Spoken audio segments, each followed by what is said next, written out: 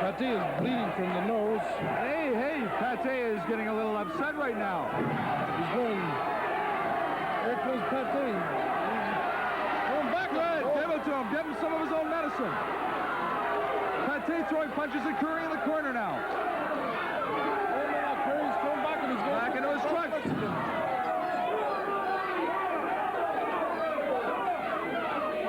He's using the knuckle dusters, referee.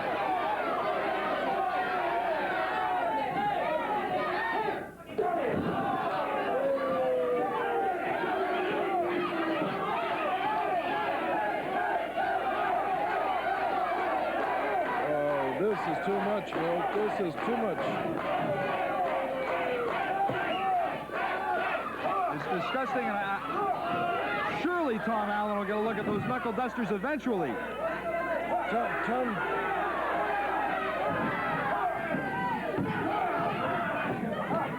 I don't like to supersede a referee, but I've got to tell timekeeper to ring the bell, because obviously Tom Allen doesn't see what's happening. He's too close to the action. Ring the bell. That's all. Throw him out, my goodness. What's the referee's decision? Koury wins it?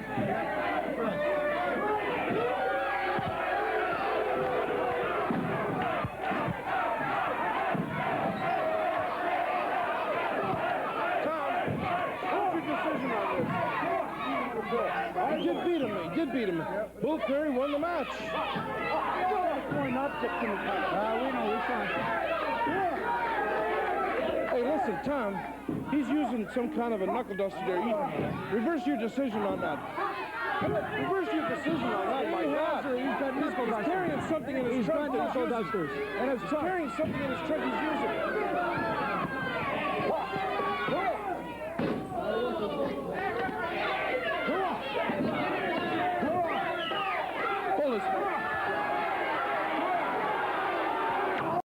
We made it happen. Jimmy was an incredible success. I don't know where he is. I gotta find him. Gosh, I don't. Oh.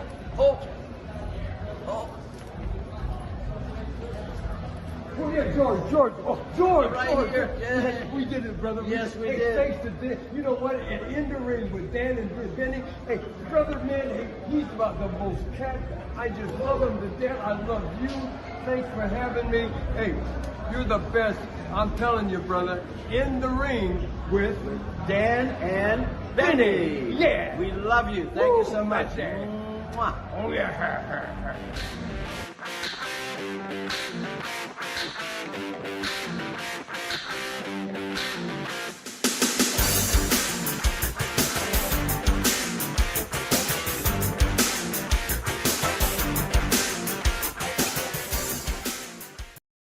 Hello, friends, and welcome to another edition of Dan and Benny in the Ring. I'm Dan Sebastiano, joined as always by the original Long Island Iced B himself, Benny Scala. Benny, how you doing today? Dan, I sit here in abject misery as a dejected New York sports fan. So the Jets and the Giants are both 1-2, and the Vegas odds of either of them making the playoffs are about the same as me waking up to Tom Brady's ex-wife. Although that could happen. And the Mets and the Yankees are just a few games away from wrapping up their pitiful excuses of a season. So all I can say is bring on hockey. Yeah, sounds good. So are the Rangers and Islanders going to do better this year, or? I'm actually a Lightning fan. I adopted them years ago. Oh, okay. I guess being in Tampa, that's always fun. Yeah. Hey, they've had some success. So at least you got to cheer for one or two championships in the last decade. They're pretty much in it every year. Yeah. Benny, we always we had a run. It seemed like we always start the show with kind of a semi-sad news. I know it's not wrestling related per se, but we always, as you mentioned, baseball, we always get baseball on the show. I know we bicker back and forth between the Yankees and the Orioles. Earlier today, it was reported the Brooks Robinson, the human vacuum cleaner, arguably the greatest defensive third baseman of all time, passed away. And oh, wow. I think, I just wanted to put that out there because it's, we always talk about we love, the wrestling and the history and the fundamental basis of, the defensive style that he adopted and was arguably the best ever, kind of evolved in the game. And I know it's kind of sad to bring that note, but I think that fits because we're going to talk a lot about the past today, a lot about the past and how it evolves into the future. And so, Benny, we have a third face joining us. Why don't you tell everybody who's on the line with us tonight? Yeah, Dan, one of the great things about wrestling is, oftentimes it's a family affair. So, I mean, many times we've seen a son or, sometimes even a daughter following their father's footsteps. And in some cases, like a Randy Orton or even the late Bray Wyatt, it's wrestling excellence. And then you have somebody like George Goulas, whose only claim to fame was having zero muscle mass and telling Harley Race, "Daddy said sail." But tonight we have a family member on who's in the family roots. They run rich and deep throughout the great sport of professional wrestling. I mean, going all the way back to the Great Depression. So our guest is the grandson of the legendary Wild Bull Curry, who you can see in the background, and the son of Flying Fred Curry, also in the background. I'd like to welcome the Rocket, Fred Curry. Fred, welcome to Dan and Benny in the Ring. Dan, Benny, nice to be here. Appreciate it.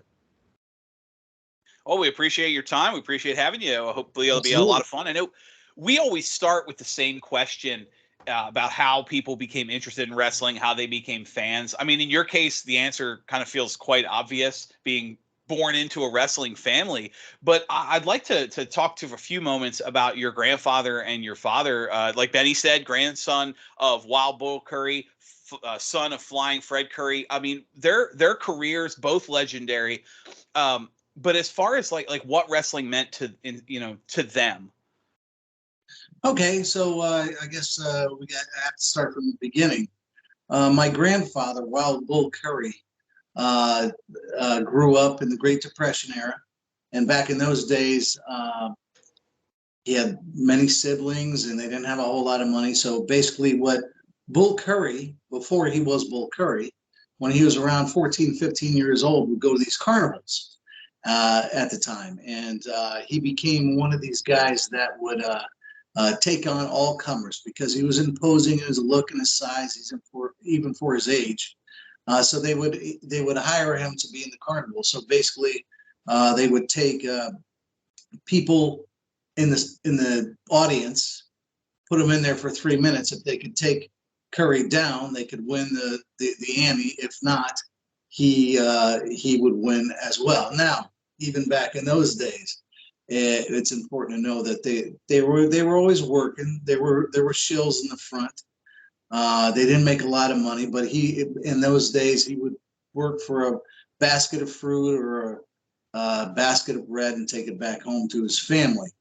And that's how he would make a living. That's how he kind of got involved in the business before it was the business. Now, if you talk about the wrestling business of Bull Curry, after those days, when he got a little older, he joined the police force in Hartford, Connecticut, became a beat cop. On the weekends, he had an inn that took him to Detroit, the city of Detroit, before there was a real Detroit territory, before we knew about territories at all. And the guy that ran the territory in Detroit, Michigan, was Adam Weissmuller. Adam Weissmuller was the brother of famous Johnny Weissmuller. Oh, wow. Okay. Who was Tarzan back in the old Tarzan movies. Okay, so the story goes that my grandfather went there on a bus with no money, nothing to eat, slept on top of one of the skyscrapers with a pound of bologna and half a pound of cheese, worked a couple shows the next day, drove home in a Cadillac. Now, I don't know if that's true. I doubt it. But that's how he got involved in the wrestling business. He still went home and he still worked the beat as a cop in Hartford. But he was even in those days, in the early 30s, he was not penitent of discord or whatever. So he was released by the police for whatever reason. The reason he got Wild Bull Curry, the legend is that in downtown Hartford, there was a corral or whatever where a bull got loose. Now, the way the story was released, it was a ferocious bull, snarling, frothing at the mouth, beat cop, threw off his hat, ran, grabbed the steer by the head, wrestled him to the ground, and that's how Wild Bull Curry began. Now, there's a bit of truth to that, just like in everything in professional wrestling, but I did see the picture of my grandfather actually holding the young calf when he brought him back to the station. But, you know, wrestling legends are notorious, and that's how it began with Wild Bull Curry. Amazing. If I can kind of want to expand a little bit, you mentioned, you know, the truth, and we've said on the show, Benny, you know, the old adage that the best wrestlers are the real you just turned up to 100. There's a book that came out in, let me make sure I get this right, 2001. It was by Floyd Connor, called Wrestling Fanatics, Wrestling's Most Wanted. It was a book of basically outrageous performers. It says pro wrestling's outrageous performers, punishing pile drivers, and other oddities. Well, I mean, you can't talk about famous oddities in wrestling without mentioning your grandfather. And I was wondering if you had any insight to some of the stories. He mentioned he was involved in a match in 1955 where more than 100 fans were injured after a riot broke out. It says the story he was in. Well, we're going to get to your travels, obviously. 1958. It said he was attacked by a fan and beat him up. There was the story in Massachusetts where a fan jumped him, and they said the legend is he punched him so hard the fan was unconscious for 2 days. I was wondering if it was more hype, than, because we've had a lot of the famous story, through the years doing the show, we've had a lot of famous stories that people are like, oh, that was the local papers hyping me up, or oh, that was my dad told everyone that story as part of a promotion. It was kayfabe. Did you know any of this? It was that the wild man, like, I'll take anybody anytime. Was that real, or was that also kind of a character? No, those. Okay, so the stories in the papers back then, because that's all you had. You didn't have social media or any of this garbage, which still enhances stories to this day, right? Even though it's at your fingertips.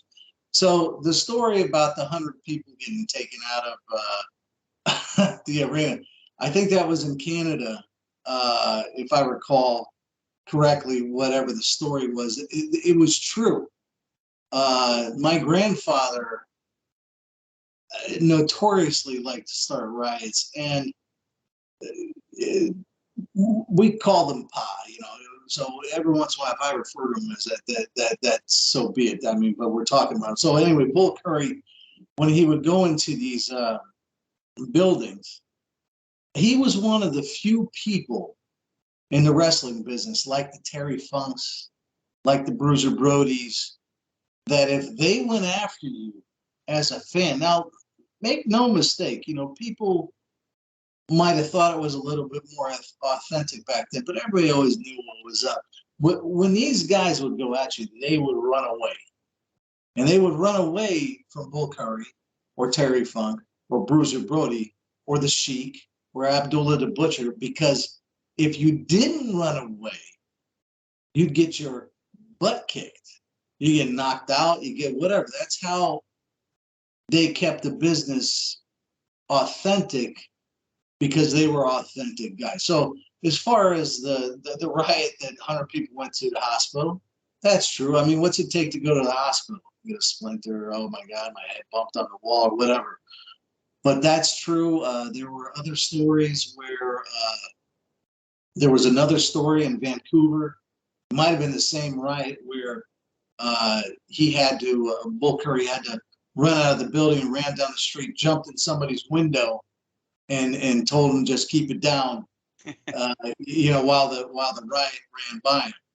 And then my father told me a story of another riot where they would chase my grandfather out of the building, and he would start, the other wrestlers would get involved, even if it was baby faces. When a riot breaks out like that, they'll get in the way, whether they take people down. And I'm sure you guys have seen occurrences like with Triple H and Steve Austin in that clip or whatever. But the baby faces will protect the heels when the people are getting involved. And then there was there's so many stories.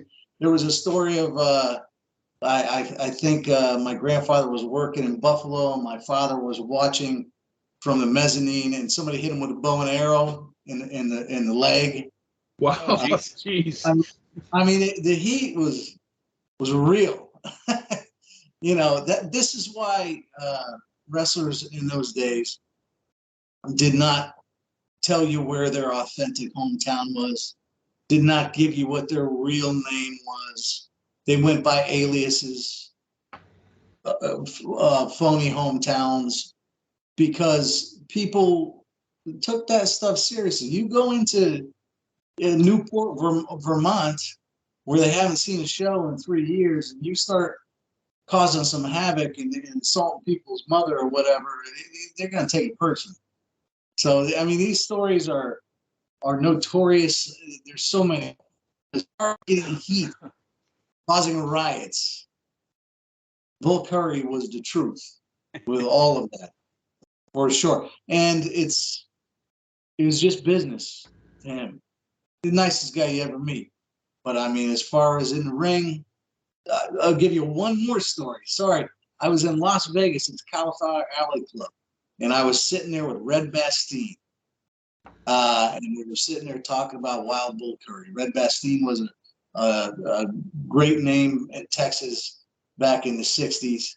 And he was saying, okay, Freddie, I wrestled your grandfather in wherever it was in Texas. And I was sitting there in my robe and my blonde hair, and the doors opened and the people started running. And like King Kong was coming out of there. He goes, and then the ref looked at me as I was staring at it. He goes, you here to work or you here to watch, kid? So, yeah. Wow. So, Fred, was it a foregone conclusion that I know the answer to this because I listened to one of your interviews, but was it a foregone conclusion that you were going to go into the family business? Now, I read your Wikipedia, which is not always correct. It says that you were trained by Dory Funk Jr.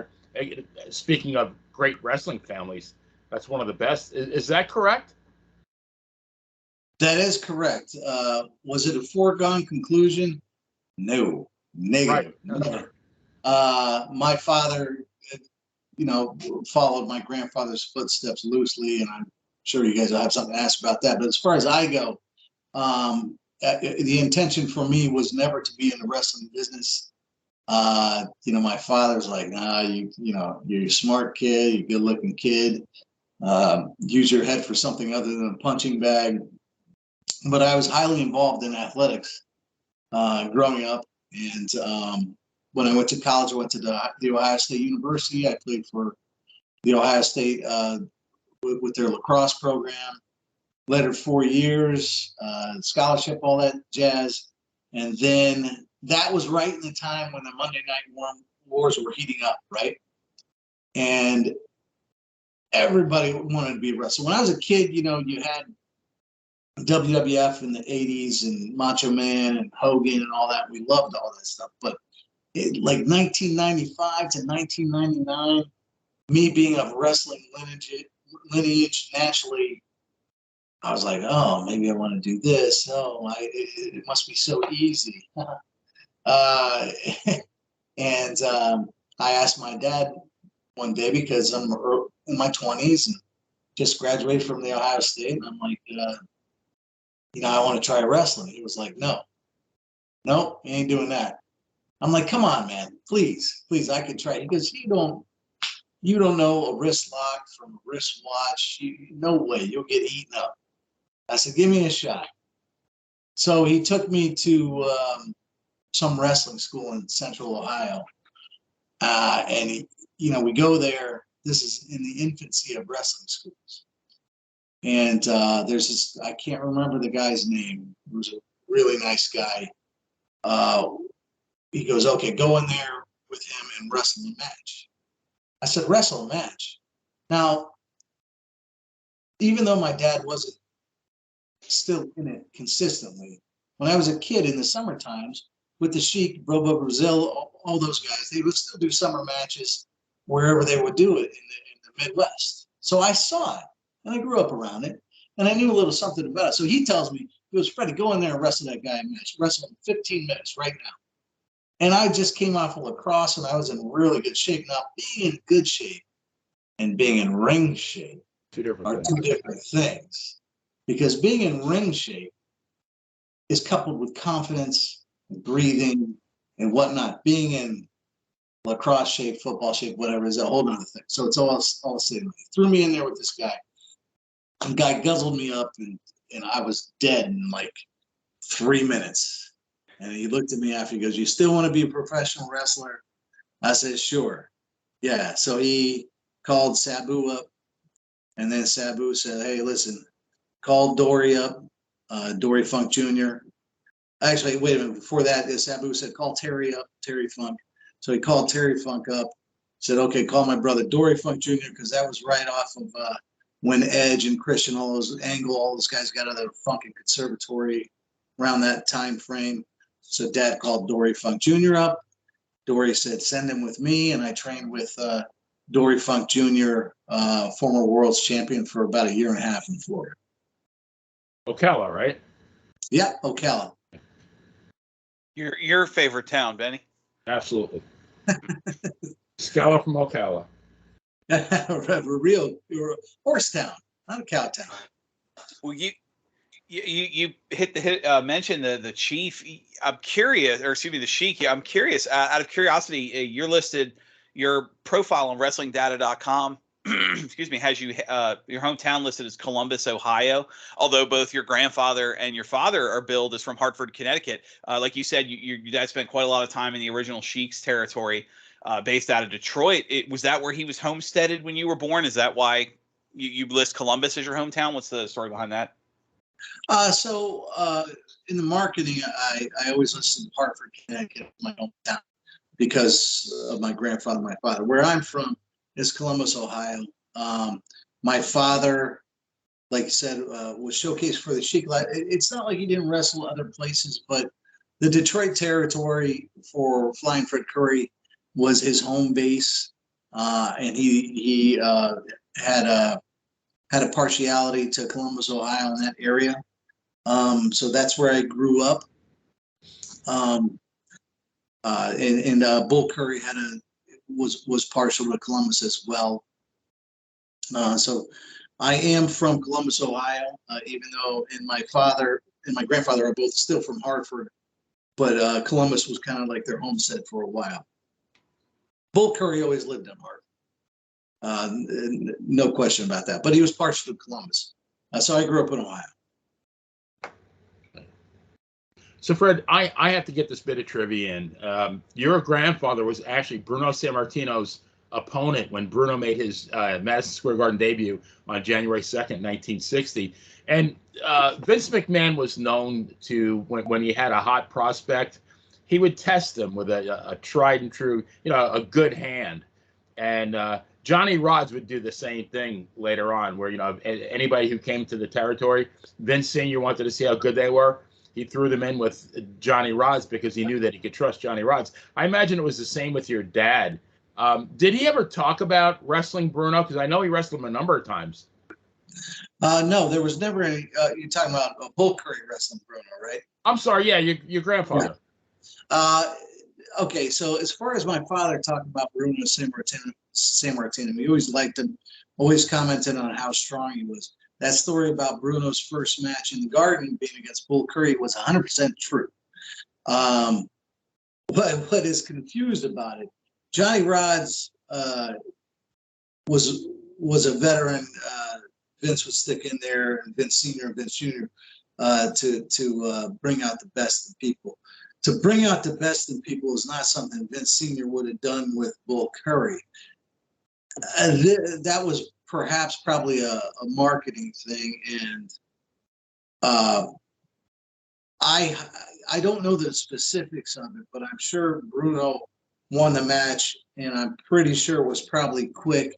And if my grandfather agreed to do the job to Bruno, even though Bruno was Bruno and looked like Bruno even before he was who he became, was probably a DQ or something like that. You wouldn't bring in Bull Curry to enhance anybody because He wasn't one of those guys. It wasn't like putting somebody with Dolph Ziggler and be like, all right, see what the kid can do. I'm sure it was just a marquee thing to let the people of Madison Square Garden, particularly the Italian community, because back in those days, Of course, yeah. the ethnicities were huge, to put this wonderfully looking Italian babyface against this ferocious heel and chase him out of town, because Bull Curry, just like Abby or the Sheik, when they were out of their own territory, they were just a feature and beat him, and then he scoots out of there and the guy's over. I'm sure it was something like that. So, and a couple of things too. I believe he wrestled in that territory for a couple of years. I think in the late 50s. And one thing to keep in mind too, I think he was like 46 when he wrestled Bruno, and he'd already been wrestling 28 years. Just amazing. The guy, I mean, he's wrestling on top, and I mean, and he continued to wrestle on top for years after that. Yes. He longevity with Bull Curry. And one of the things about Bull was, when you have wrestlers that come through their careers and they look a certain way when they're younger, then all of a sudden they get older and a lot older, and they look a whole lot different. It changes the way the fans perceive them. Bull Curry looked like that the whole way. So you didn't know how the hell old he was. I mean, yes, towards the latter days, you could tell he was a little older, but he's one of those guys that always looked like an old man, right? Always looked ferocious. People ask me all the time, were those eyebrows fake? No, they weren't fake at all. And I can tell you that because when I was a little kid, I was grabbing him with my hands and he was slapping them away. Don't touch. He never let me to touch his eyebrows or his hair. It's strange as it may be. But he had longevity in the wrestling business because him, like other attractions, never stuck to a certain territory for a long amount of time. When you're a spectacle, I mean, it's magnanimous to say Andre the Giant, but this is why he moved around all the time. But when you're like a feature, you're not going to have Bull Curry sit there and work a town over and over again for 3 months. You're going to bring him in and you're going to hype him up and they're going to do some shots and then he's going to disappear and then come back eventually. And that's the way those guys, particularly ones that last a long time, like Abby and Sheik and all, well, Sheik's a little different, but because they would circulate. Because you're going to get tired of, I hate to say it, the act eventually. So that's why his career lasted so long. I mean, Bull Curry's not going to go through tables or do stupid stuff or bumps or anything like that. He's just going to do his gimmick and keep moving along the path, and people are going to be scared of him. And next time they come in, they can't wait to be scared of him again because it's exciting, Well, and you bring up a good point because back then there were 30 plus territories. Yeah. And so he could work for the Sheik for 3 months or 6 months or whatever, and then go to Fritz von Erich. Then he could go to Bill Watts. Then he could go up to maybe he wanted to go to Don Owens in Portland and LaBelle in Los Angeles. I gotta believe. I mean, and I looked on. We use a website called cagematch.net. I'm sorry, WrestlingData.com. And I looked. Your dad or your grandfather rather, was very gainfully employed. I mean, you look at his record every year, he's wrestling, and that website is not really complete. It shows him maybe wrestling, 200 plus matches a year. It was probably closer to 300. Easily. Easily. I mean, I guarantee, I can tell that if when he was ready to leave one place, there's probably three other places he could have went. And it just makes me wonder, like you see, you watch Monday Night Raw, and you see the same guys year after year after year. And I don't see how that works. I mean, I remember I started watching back in the late 60s, 1968, and Vince McMahon Sr. would bring in, they bring in a guy like Bob Orton Sr. They brought him in as Rocky Fitzpatrick, gave him a huge push, and then he, building up to a match with Bruno at the Garden. And, sometimes it'd be 1, 2, or 3 matches, and then he'd move on to a different territory. Then they bring in Bull Ramos, and and on and on. And that worked for years. And the same thing with your grandfather. Wrestled in Texas, wrestled in Ohio, wrestled, wherever he went. Yeah. And so I guess I don't understand how now, and I really don't watch it much now, but how do you maintain somebody's interest if you've been on the same show for 7 years running? Well, keep in mind, even in those days, they all had their own TV too. So right. It wasn't like they were just working spot shows or house shows. They were on TV in that little area. Or I don't want to say little area, that sounds condescending, but their area, their territory. So they were known in that area, and that's what kept it fresh. And there are certain commentators and podcasters and historians that say, professional wrestling was supposed to be territory. That's the only way it would succeed. Of course, now in this day and age, it doesn't. But when you talk about getting boring, I mean, like take a guy like Drew McIntyre, who has all the talent in the world, but you watch him every week. Right. How do you stay fresh? Right. Same guy. All of a sudden, that guy who's dynamic, amazing, is boring. Right. And boy, doesn't that suck. Because it's not a credit to him, and it's hard to keep it fresh. That's why on TV now, when you see Rock show up or Cena, and people go out of their minds because they don't see him all the time. But I tell you what, Cena's doing what is he doing? Like a 3-month reign.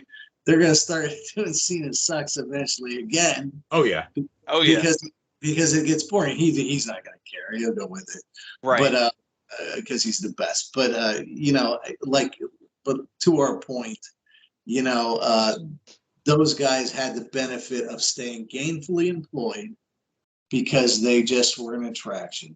So if you were in Vancouver, where Bull Curry would come up there once a year for a month to fight your new baby face, and the year passes by and they start giving the buzz and the magazines and the flyers. Bull Curry's coming to, if it was Calgary, and beat up Bret Hart or whatever the case may be. People be like, "Oh my God, what's going to happen when Bull Curry comes here?" But if he was there all the time, so it's one of those things. I want to just quick, I guess, final follow up.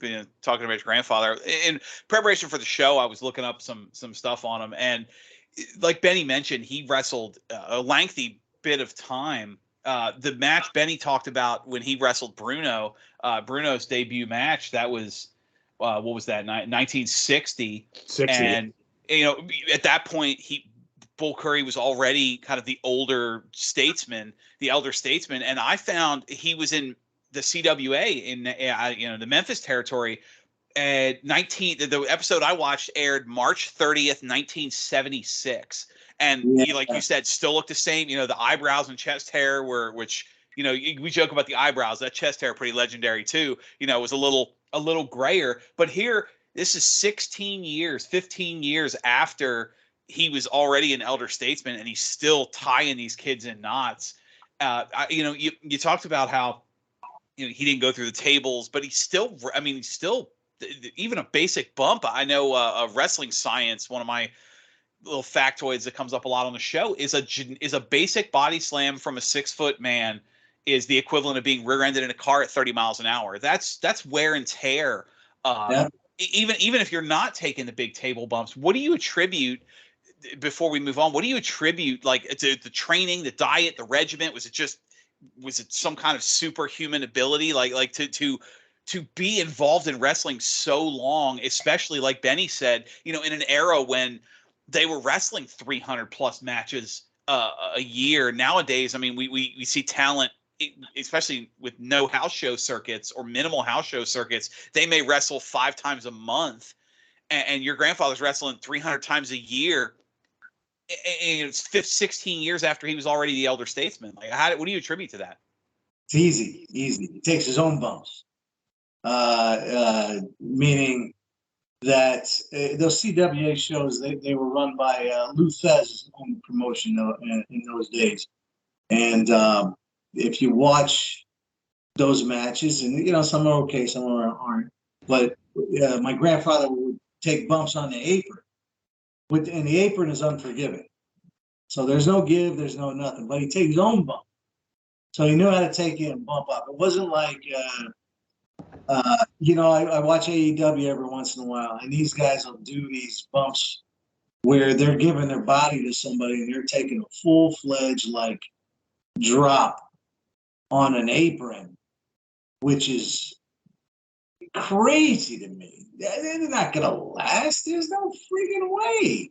Yeah, you're going to land wrong and crooked one day, and that angle of that apron's not gonna be sorry for you at all. So when you talk about Bull Curry, how did he last that long? He didn't take a lot of bumps. He took his own bumps. And when he did go down, it meant something. I mean, there's that famous match on YouTube of Bull Curry versus Johnny Valentine. Yes. And if nobody's seen that, they need to watch that match, from the reaction of the people to the way the workers look to the lighting to the way professional wrestling should be and is. Everybody in the room and everybody watching on TV believed what they were doing. You know why? Because it was kind of real.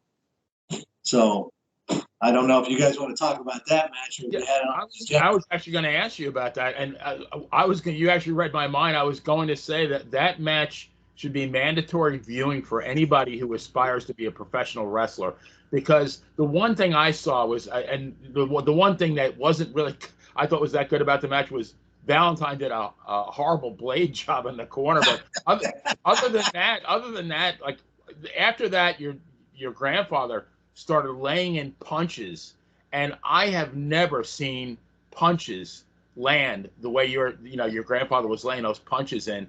And Valentine was selling the shit out of those punches. And with every punch, his head got bloodier and bloodier. And the crowd is going batshit.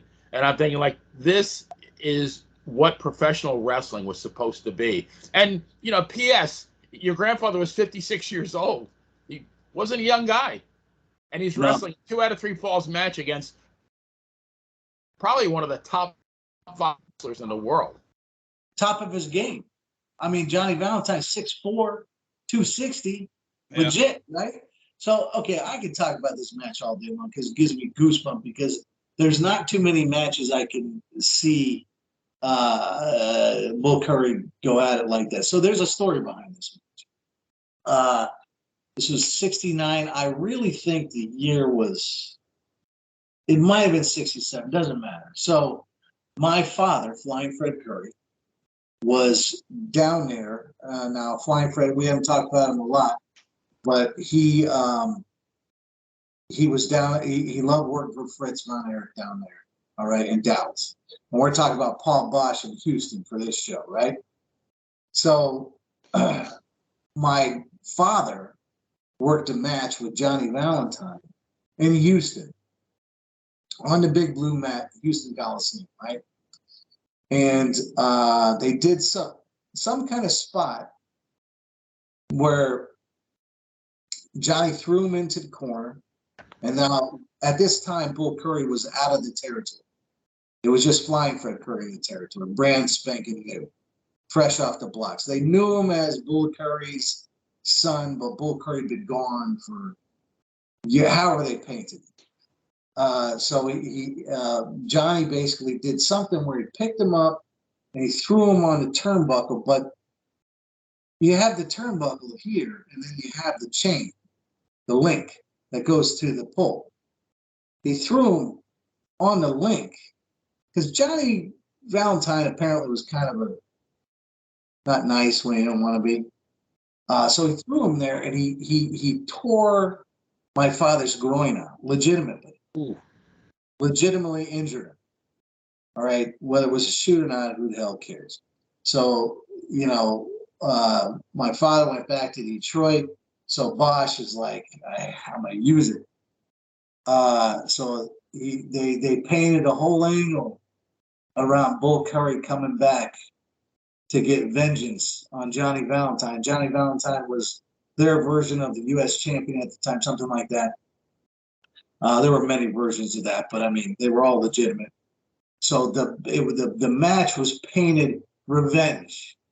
So Bull Curry is always a heel in Houston, but he started becoming a babyface as great heels do when they get older.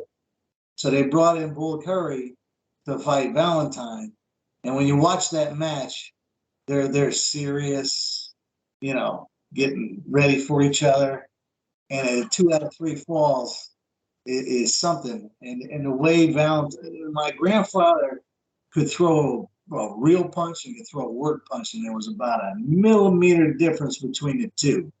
Whether he wanted to freaking lay you out or whether he wanted to give you a little pepper, you're always going to feel it, right? But it's going to be safe or whatever. So his punches in that match in particular, like a dynamo, how he could come up with the energy to start wailing is amazing. And like you said, Valentine's a little gig mark in front of camera.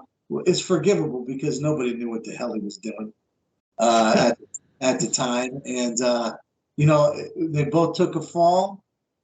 They finished in a count out, and nobody was mad about it because that's the way it should have ended, in chaos. And it was a great match. Psychology, moves be damned. I mean, they told a story and a struggle, and they really beat the crap out of each other. And wrestling's not beating the crap out of each other, but beating the crap out of each other enough where you go away bruised, but you go away. So it was a great match. And I guarantee you, every fan in that arena was emotionally invested in that match, on the edge of their seats. Oh yeah, went bananas for it. It's, I mean, nobody asked for their money back then, man. I'll tell you that. Well, I mean, we talk a lot about the past. I want to kind of transition to you. You know, obviously we talked about your getting into the business and your influence. You settled, excuse me, in the Northeast with New England Championship Wrestling promotion. All accounts, from everything I can see, one of the best independent promotions in the country. As a matter of fact, Benny, Sheldon Goldberg is going to be on the show here in the near future. I was hoping you could talk a little bit about your time in NECW. NECW. Well, let's see. So, like we spoke about before, I asked my dad to train me. I trained with Dory, blah, blah, blah. So when we came into New England, Sheldon was one of the first guys to reach out to me. There was a few other promoters that were kind of like hot that I went with him first, but he was just starting NECW. He had worked for Tony Rumble, NWA New England. Tony had unfortunately passed.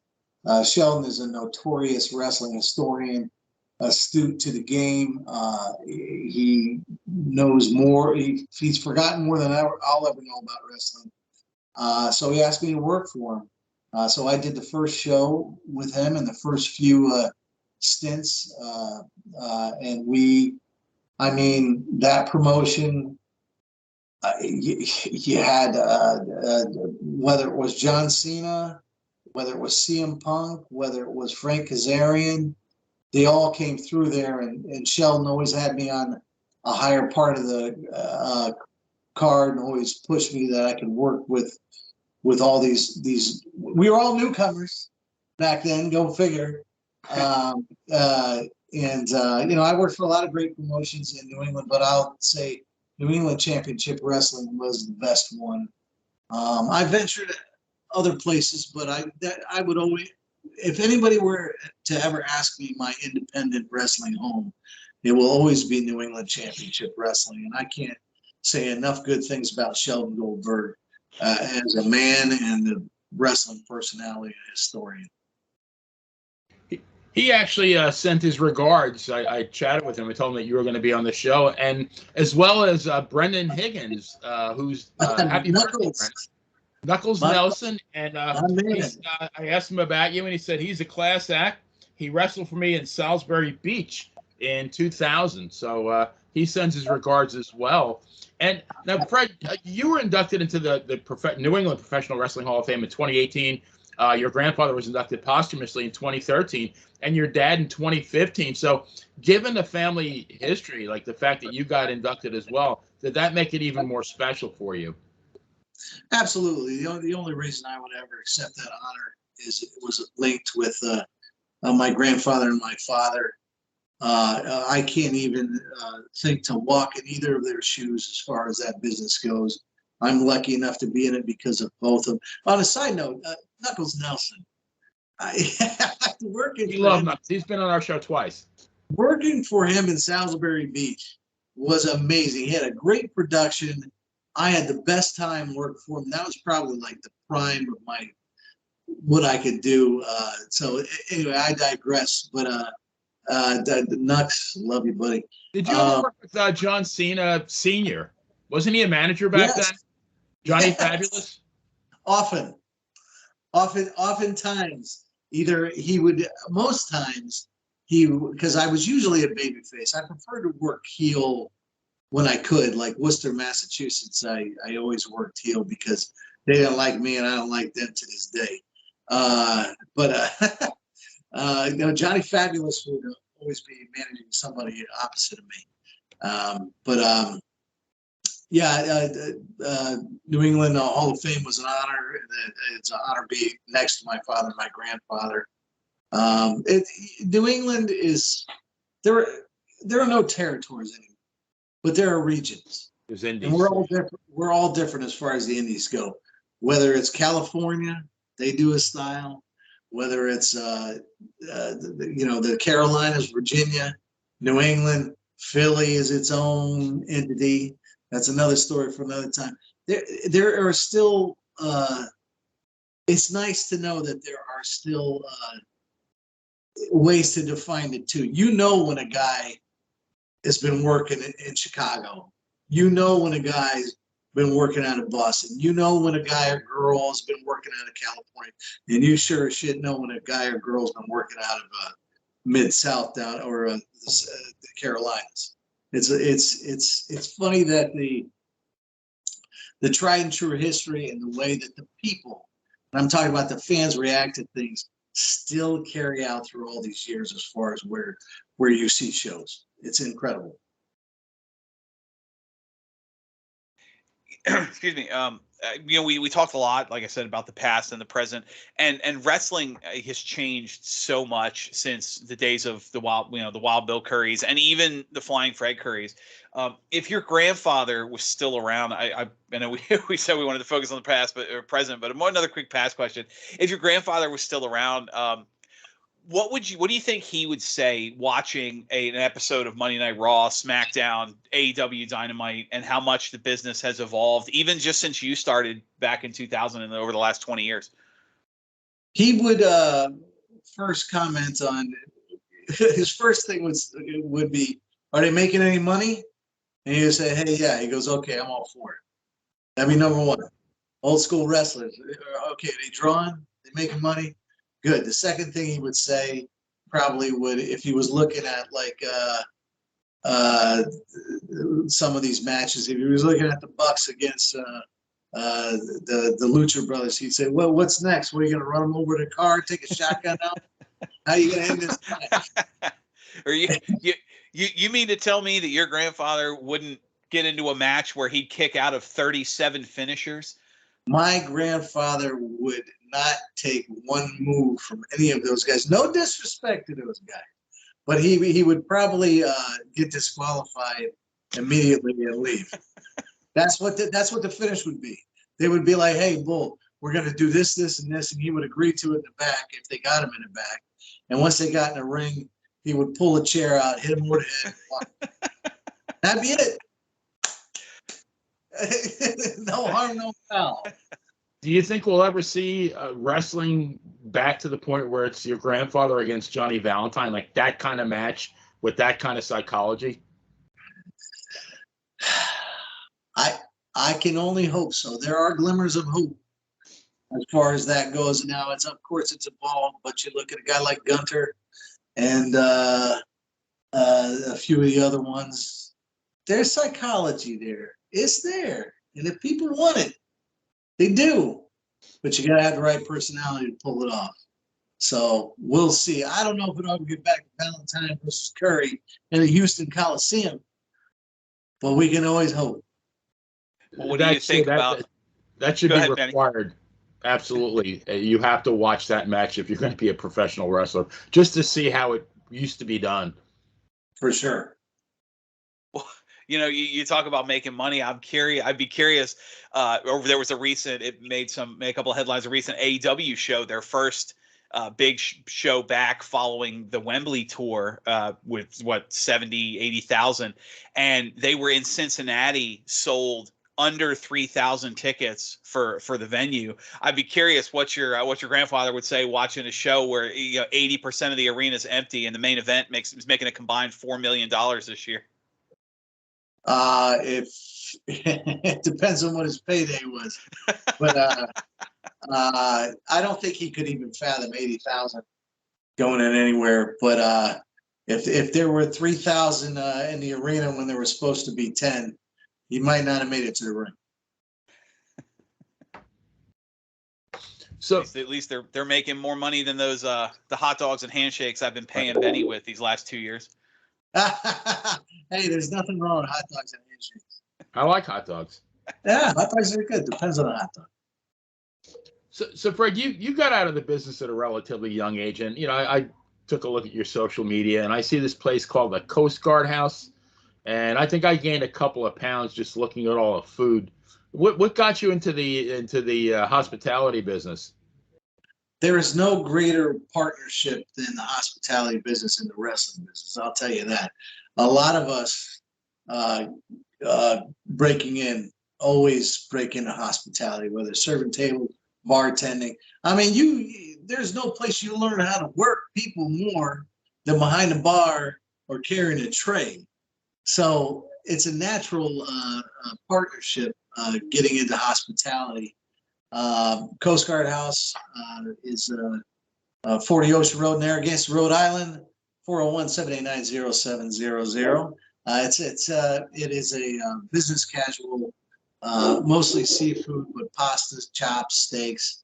Wonderful view of Narragansett Bay, and there's whether it's talking to the staff that works under me, where I cut promos every day, or it's dealing with the people that are like the fans at a wrestling match.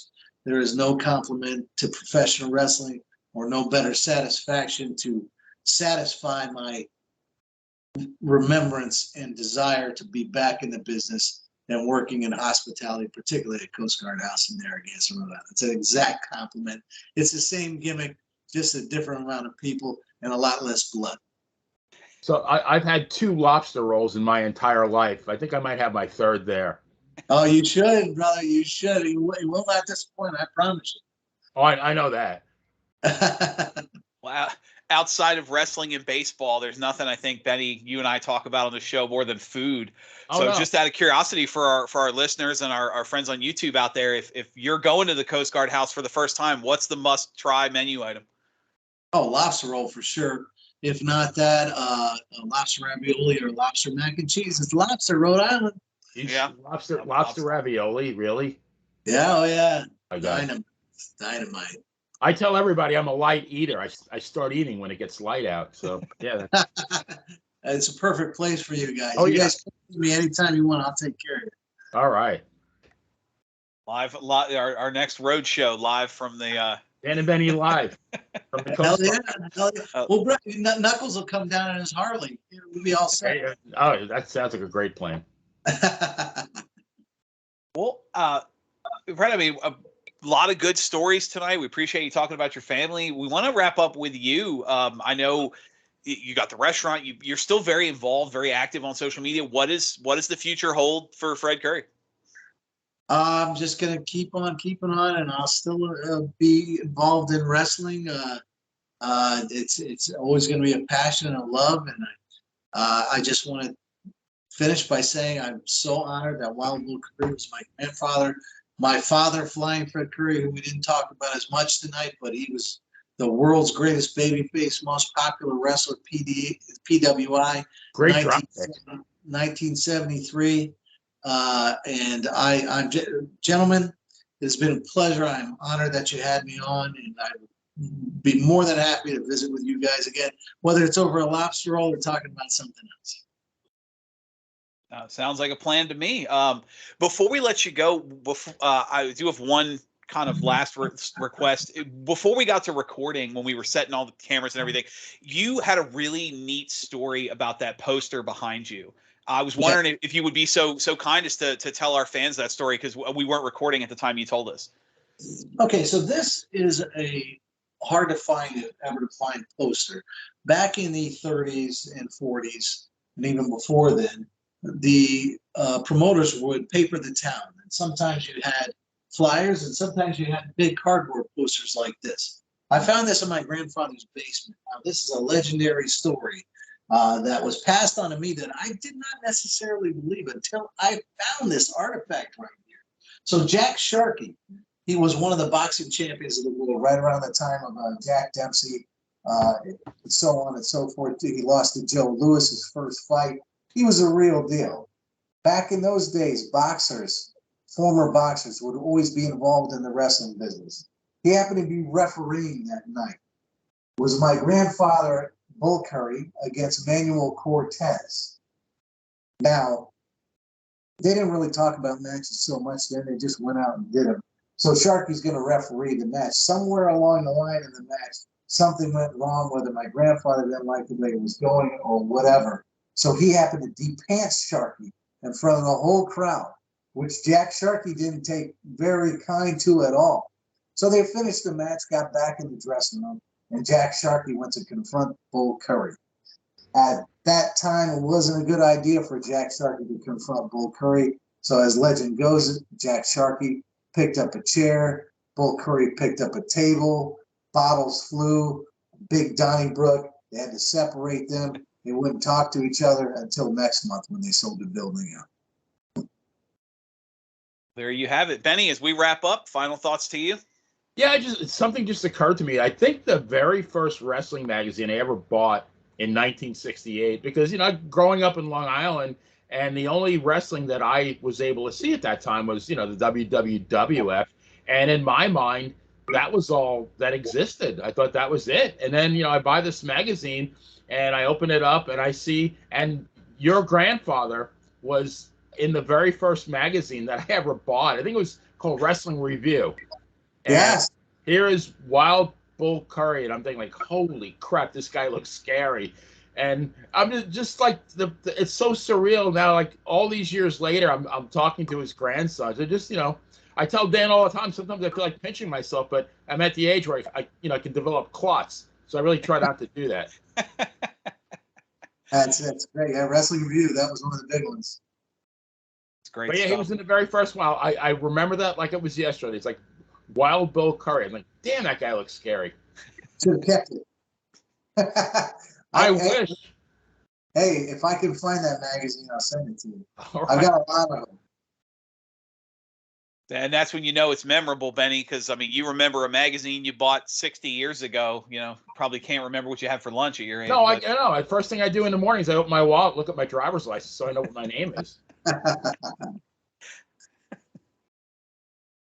That's funny. Well, Benny, another great show. Fred, thank you so much for your stories. Fred, we appreciate it. My Like pleasure. we said.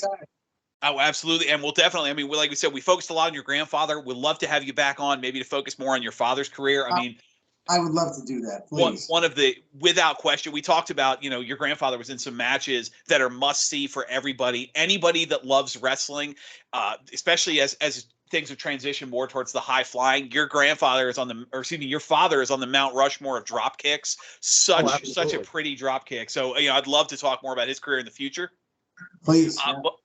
But yeah, no, so we'll definitely have to have you back on. I appreciate it. So Fred Curry, wonderful wrestling family, huge lineage, like you said, all three of you in the New England Wrestling Hall of Fame, just phenomenal stuff. For the legendary, in his own mind, as it were, and mine as well, the original Long Island Ice B, Benny Scala. I'm Dan Sebastiano. Have a good night, everyone, and we will see you next time we're in the ring. Thanks, guys.